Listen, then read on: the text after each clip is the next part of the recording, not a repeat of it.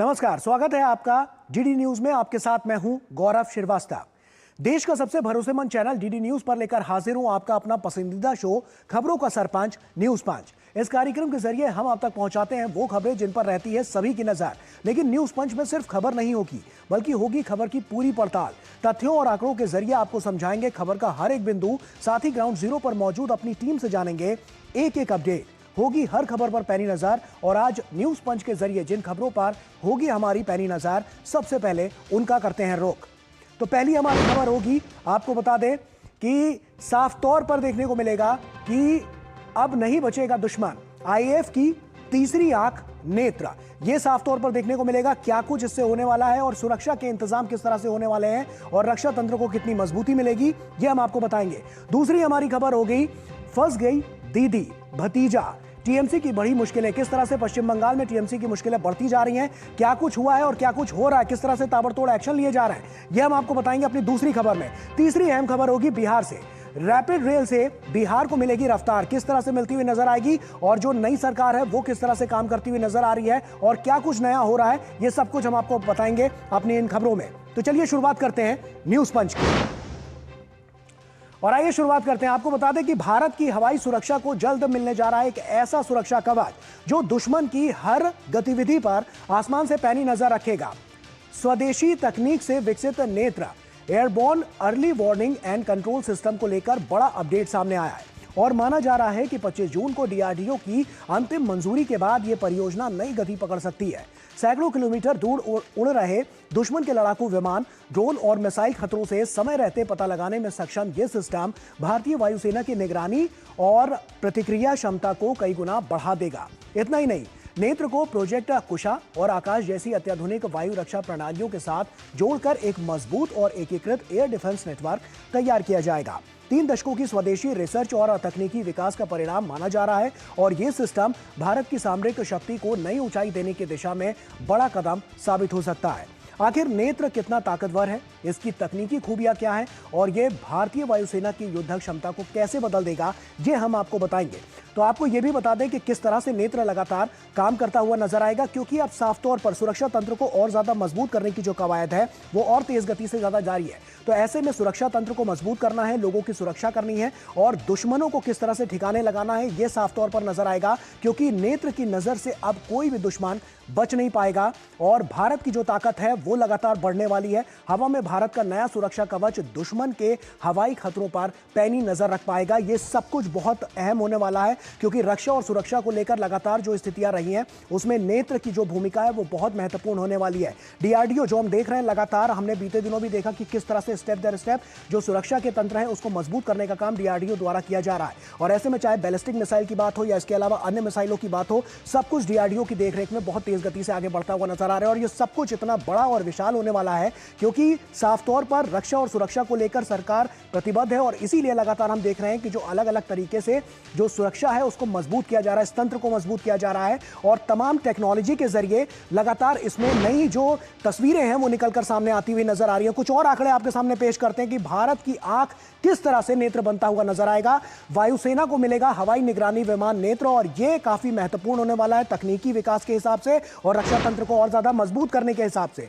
तो ऐसे में 25 जून को डीआरडीओ अंतिम इसको रूप देता हुआ नजर आएगा। एयर डिफेंस का ये जो अहम हिस्सा ये साफ तौर पर देखने को मिलेगा और वायुसेना की क्षमता में इजाफा देखने को मिलेगा। दुश्मन के विमान और ड्रोन की पहचान हो सकेगी, सैकड़ों किलोमीटर दूर तक ये पैनी नजर रख पाएगा। ऐसे में लड़ाकू विमानों को इससे रियल टाइम सटीक जानकारी मिल पाएगी जो पहले नहीं हो पाता था। तो अब होगा तो उससे जो रक्षा तंत्र है वो और ज्यादा मजबूत होता हुआ नजर आएगा। प्रोजेक्ट कुशा और आकाश मिसाइल से जुड़ेगा यह सिस्टम और 30 साल की स्वदेशी मेहनत का यह नतीजा है। 30 साल यानी 3 दशक साफ तौर पर यह दिखा रहा है कि किस तरह से ये जो सिस्टम है उसको तकनीकी विकास के तौर पर रक्षा तंत्र को मजबूत करने के लिए किया गया है। ऐसे में कैसे यह काम करता है आइए हम आपको यह भी बता दें। दरअसल AEW&C किस तरह से यह काम करता है, airborne early warning and control system किस तरह से काम करेगा यह भी हम आपको बताएंगे। लेकिन आप समझिए कि यह कितना मजबूत गति से आगे बढ़ता हुआ नजर आएगा क्योंकि यह सब कुछ बहुत महत्वपूर्ण है। और आप देखिए कि क्या जो आज का जो युग है उसमें इस टेक्नोलॉजी का कितना ज्यादा उपयोग करते हुए नजर आएंगे।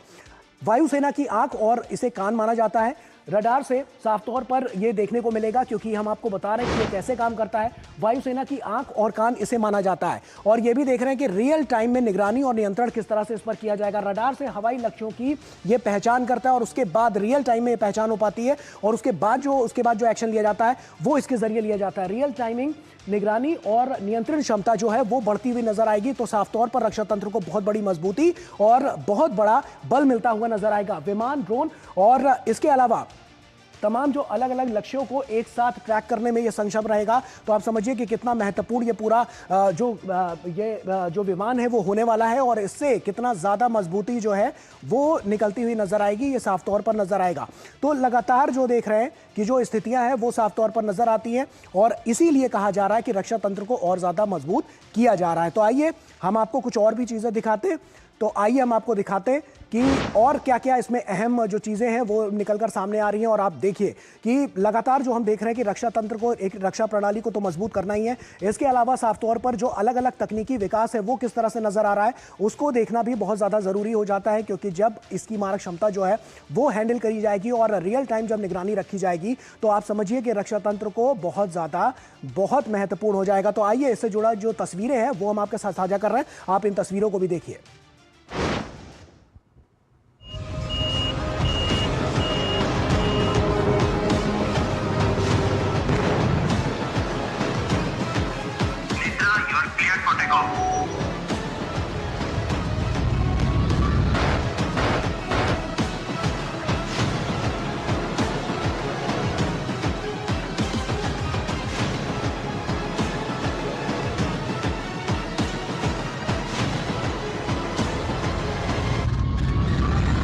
Netra, the eye that never blinks.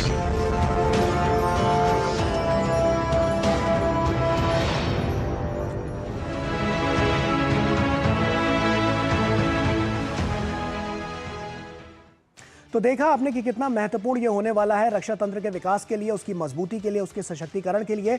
लोगों की सुरक्षा को साफ तौर पर प्राथमिकता डीआरडीओ देता हुआ नजर आ रहा है, और बीते एक महीने में हमने बहुत कुछ देखा है। ऐसे में नेत्र पर भी सबकी निगाहें टिकी हुई हैं कि जब इसका इनॉग्रेशन होगा तो क्या कुछ साफ होगा, और इसके बाद दुश्मनों के दांत कैसे खट्टे किए जाते हैं ये देखने वाली बात होगी। अगली खबर का रुख करते हैं और आपको बताते हैं अगली खबर कौन सी है। अगली खबर हमारी पश्चिम बंगाल की है। पश्चिम बंगाल की राजनीति में एक बार फिर सियासी हलचल अपने चरम पर है।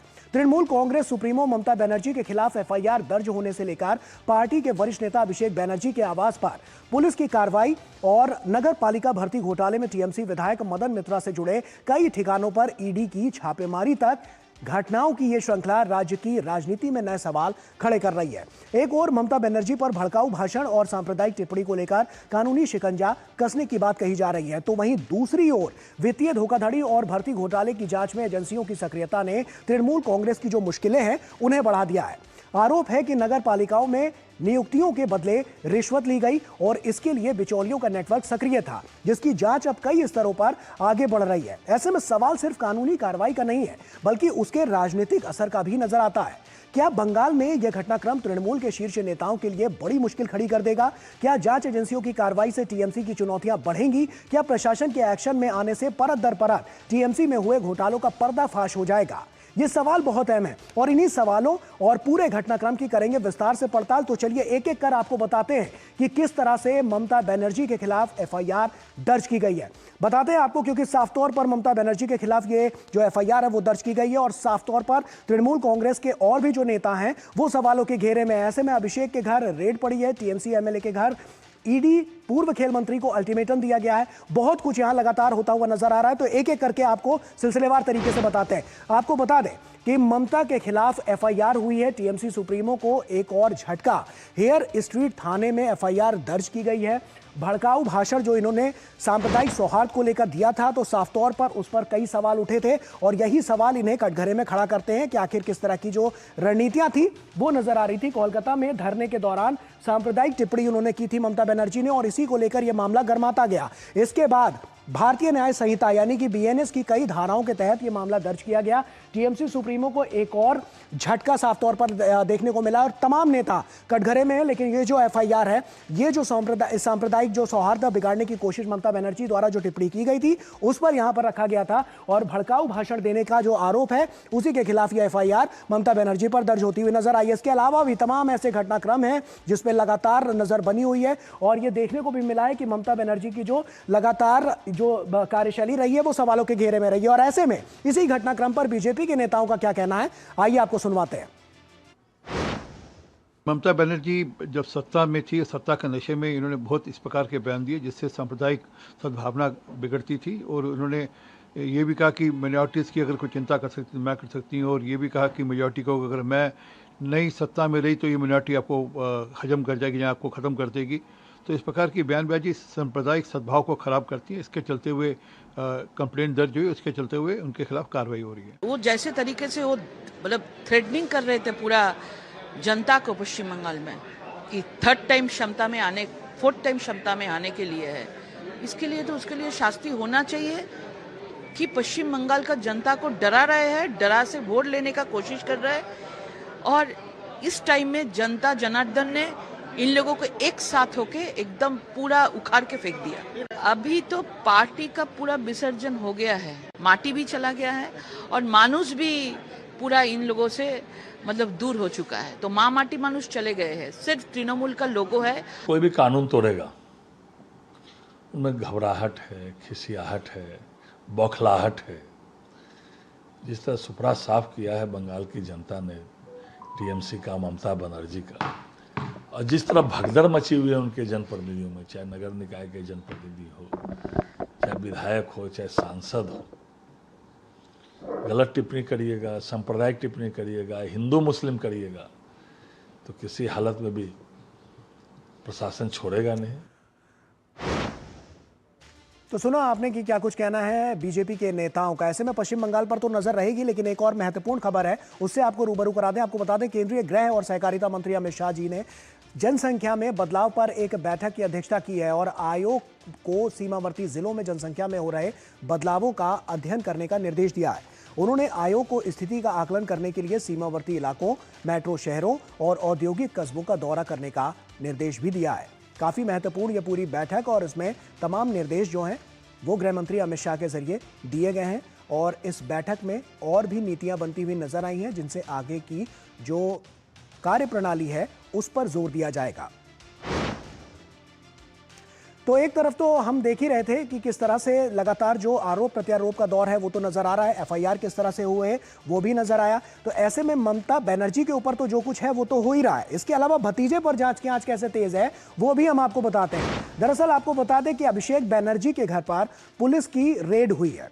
सुमित रॉय की तलाश में वहां पर घर पर पुलिस पहुंची। पुलिस वित्तीय धोखाधड़ी मामले में यह तलाश कर रही है और लोकेशन इनपुट पर सर्च ऑपरेशन जारी है। ताला तोड़कर घर में पुलिस दाखिल हुई है और काफी देर आवाज देने के बाद कार्रवाई की गई है। खबर मिलते ही मौके पर ममता बनर्जी भी पहुंची। तो एक तरफ तो ममता बनर्जी, दूसरी तरफ अभिषेक बनर्जी। साफ तौर पर देखने को मिल रहा है कि क्या स्थिति इस वक्त पनपी हुई है पश्चिम बंगाल में और लगातार जो भ्रष्टाचार है वो किस तरह से पनपा हुआ था और उसके बाद एक एक करके अब जो एक्शन है वो लिया जा रहा है प्रशासन द्वारा। और यही एक्शन है जो पहले नहीं लिया जाता था। बीते 15 सालों में कोई एक्शन नहीं लिया गया, लेकिन अब जब परत दर परत खुलती हुई नजर आ रही है तो ममता बनर्जी समेत तमाम ऐसे शीर्ष नेता, चाहे वो अभिषेक बनर्जी हो, मदन मित्रा हो, इनकी लगातार स्थितियां जो हैं वो अब सवालों के घेरे में नजर आती है। ऐसे में मदन मित्रा के बारे में भी आपको बताते हैं क्योंकि उनके ठिकानों पर भी रेड पड़ती हुई नजर आई है। नगर पालिका भर्ती घोटाले में बड़ा एक्शन लिया गया है। टीएमसी एमएलए मदन मित्रा के घर पर ईडी की रेड पड़ी है। टीएमसी विधायक से जुड़े 7 ठिकानों पर यह छापा मारा गया है और अयोग्य उम्मीदवारों की नियुक्ति पर जांच की जा रही है। रिश्वत में नकदी सोना लेने का आरोप भी है। बिचौलियों के जरिए रिश्वत लेने का दावा किया गया। 125 नियुक्तियों के कनेक्शन की जांच ईडी की नजर में है। ऐसे में अब नजर में बिचौलियों के नेटवर्क जांच के दायरे में साफ तौर पर नजर आ रहे हैं और उसमें कई नगर पालिका है। तो आप समझिए कि कितना बड़ा एक्शन लिया जा रहा है। एक तरफ ममता बनर्जी, अभिषेक बनर्जी और उसके बाद जो और तमाम नेता हैं उनके खिलाफ भी इस तरह की कार्रवाइयां की जा रही हैं जो लगातार सवालों का घेरा जो है वो और बड़ा कर रही हैं कि किस तरह से भ्रष्टाचार जब ममता बनर्जी की सरकार थी तो पनपा हुआ था। संवाददाता सौरभ दत्ता हमारे साथ कोलकाता से जुड़ रहे हैं। सौरभ का रुख करते हैं। सौरभ, हम देख रहे हैं लगातार एक्शन दर एक्शन लिया जा रहा है, ऐसे में कहां तक अभी कार्रवाई पहुंची और आगे कितनी बड़ी मुश्किल खड़ी होने वाली है ममता बनर्जी और उनके तमाम नेताओं के जो तृणमूल से जुड़े हुए थे?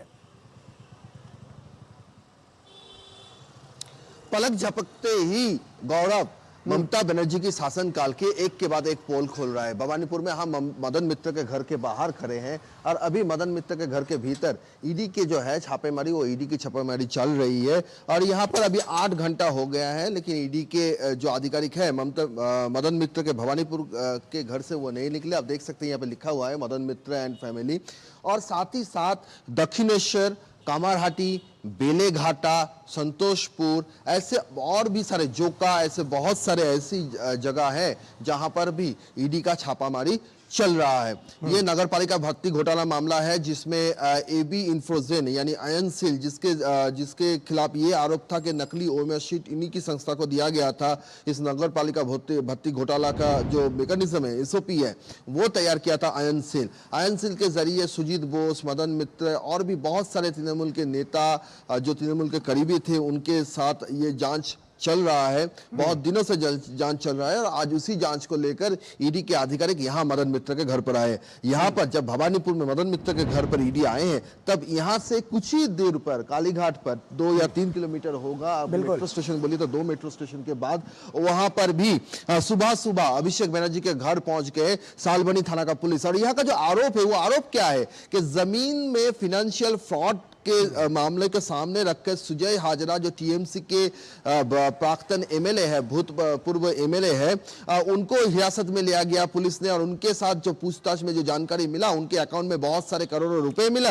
ये करोड़ों रुपए का सोर्स कहाँ है, वो जब पता किया तो सुमित राय का नाम आया सुजय हाजरा की जुबान पर। और सुमित राय कहाँ मिलते हैं? सुमित राय अभिषेक बनर्जी के घर, उनका टावर लोकेशन मिलता है, पुलिस पहुंचती है, लेकिन उनको अंदर आने की इजाजत नहीं होती है, पुलिस को ताला काटना पड़ता है। ऐसा ही एक ताला था, ऐसा ही एक गेट था अभिषेक बनर्जी के घर के बाहर, और उसी गेट में जो ताला था, उसी ताला को गैस कटर के जरिए काटकर वहां पर भीतर आए और तभी ममता बनर्जी पहुंच गए। ये तो सारा मामला कल से चल रहा है। कल आप जानते हैं कि सीआईडी पहुंच गए थे, विधानसभा जो भड़कालू बयान था, डीजे वाला जो कमेंट किया था अभिषेक बनर्जी, उसको लेकर। उससे पहले विधानसभा में फर्जी हस्ताक्षर मामला, और कल से अभिषेक बनर्जी को लगातार 3 जगह पर समन है।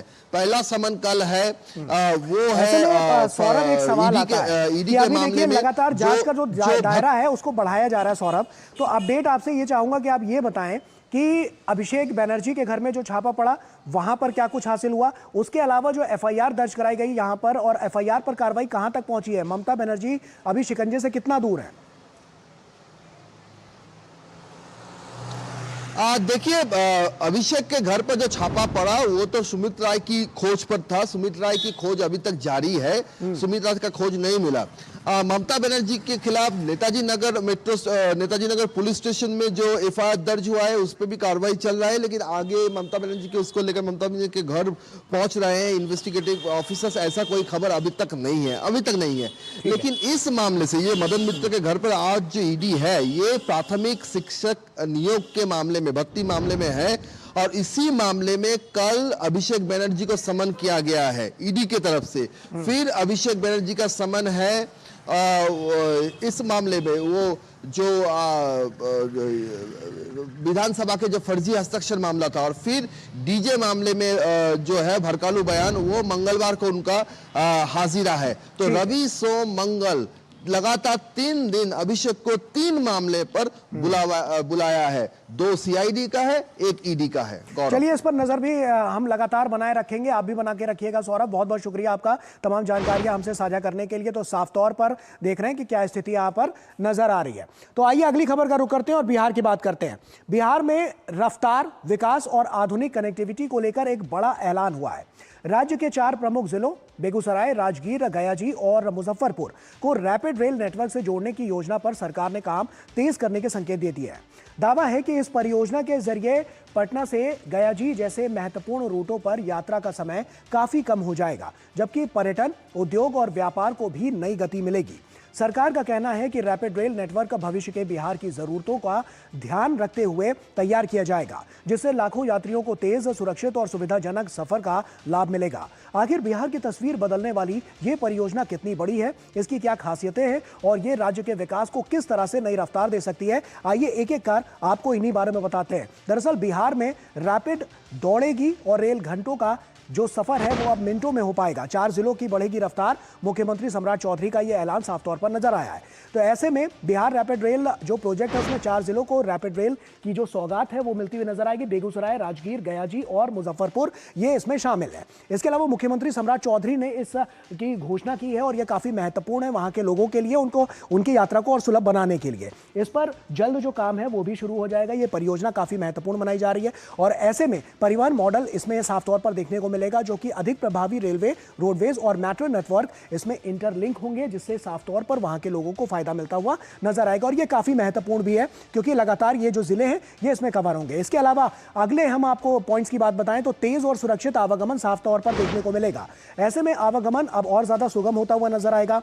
सुरक्षित और तेज चारों जिलों की जो कनेक्टिविटी है ये होती हुई नजर आएगी। वहीं तेज और मजबूत पटना से गया जी का ये जो सफर है वो काफी तेज होता हुआ नजर आएगा। 40 मिनट में पटना मुजफ्फरपुर रूट पर यात्रा भी अब मिनटों में होती हुई नजर आएगी। राजगीर को पर्यटन हब बनाने पर जोर दिया गया है और बेगूसराय बनेगा प्रमुख औद्योगिक केंद्र।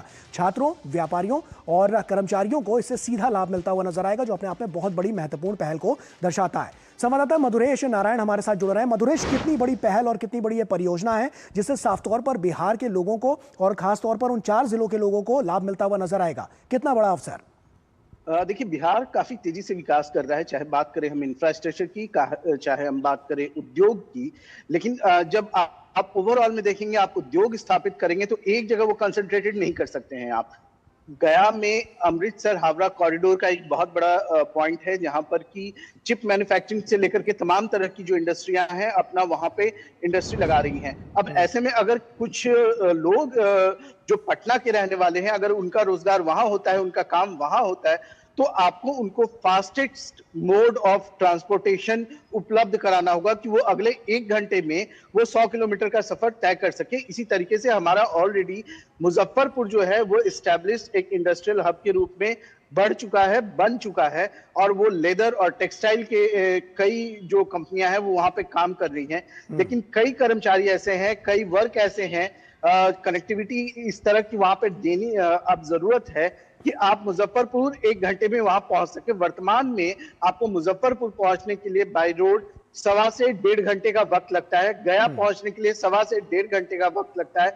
और इस डिस्टेंस को, इस टाइम ट्रेवल का जो डिस्टेंस है, इसको कम करने की सरकार ने बड़ी पहल की है। इससे ये भी होगा कि जो लोग पटना में रह करके डेली ट्रैवल कर करके उस जगह जाकर के नौकरी कर सकते हैं। जैसे हम दिल्ली में देखते हैं कि दिल्ली में लोग पलवल से दिल्ली आकर के नौकरी करते हैं, झज्जर से दिल्ली आकर के नौकरी करते हैं। इसी तरीके से पूरा एक इंडस्ट्रियल हब जो है वो पूरे स्टेट में डेवलप करके मोड ऑफ ट्रांसपोर्टेशन डेवलप करना, इसके साथ में सुरक्षित वातावरण, बिल्कुल रैपिड रेल का जो पूरा नेटवर्क है, ये सरकार जो है वो खड़ा करने की कवायद कर रही है। और इसको लेकर के जो सीएम सम्राट चौधरी हैं वो काफी गंभीर है। लगातार सार्वजनिक मंचों के साथ में जो अधिकारियों के साथ में वो बैठक कर रहे हैं, उसमें भी इस चीज पर जोर दे रहे हैं कि हमें सिर्फ उद्योग स्थापित नहीं करना है, हमें उद्योग के लिए वो माहौल भी देना है कि वहां पर लोग जाकर के काम कर सके, जो कंपनियां हैं वो आकर के काम कर सके। और इसके लिए बिजली, रोड कनेक्टिविटी, एरियल कनेक्टिविटी और इसके साथ ही जो रेल कनेक्टिविटी है इसको भी डेवलप करना है। और इसी के तहत उन्होंने ये भी बताया है कि लगभग जितने जिला बिहार में है, सारी जगहों पर जो एयर कनेक्टिविटी है उसको भी डेवलप किया जाएगा। जी चलिए, बहुत बहुत शुक्रिया आपका मधुरेश, तमाम जानकारियां हमसे साझा करने के लिए। तो बिहार के लिए, क्योंकि ये जो यहाँ पर स्थितियां हैं बिहार की, वो अब काफ़ी उनमें सुधार साफ तौर पर नजर आ रहा है। और ये इसलिए हो पा रहा है, नीति से ही निर्माण हो पा रहा है। जो रणनीतियां बनी उसी के जरिए, इन परियोजनाओं के जरिए ही आगे की जो नींव है वो रखी जा रही है। और किस तरह से इससे बिहार के और बिहार के वासियों को यहाँ पर औद्योगिक अगर दृष्टि से देखें तो साफ तौर पर लाभ मिलता हुआ नजर आएगा। और पहले जो कनेक्टिविटी की जो दिक्कतें थी वो और ज़्यादा बेहतर होती हुई नजर आ रही हैं। और इसीलिए कह सकते हैं कि बिहार जो अब रफ्तार है उसकी तेज होती हुई नजर आ रही है। और यही सब कुछ बहुत महत्वपूर्ण है, जो बिहार को, बिहार वासियों को साफ तौर पर एक मजबूत स्तंभ की तरह निकालता हुआ नजर आ रहा है। और यही सब कुछ है जो लगातार उन्हें आगे बढ़ाता हुआ नजर आ रहा है। और इसी के साथ फिलहाल इतना ही। हमारी पूरी टीम को दीजिए इजाजत। आप बने रहिए डीडी न्यूज के साथ। नमस्कार।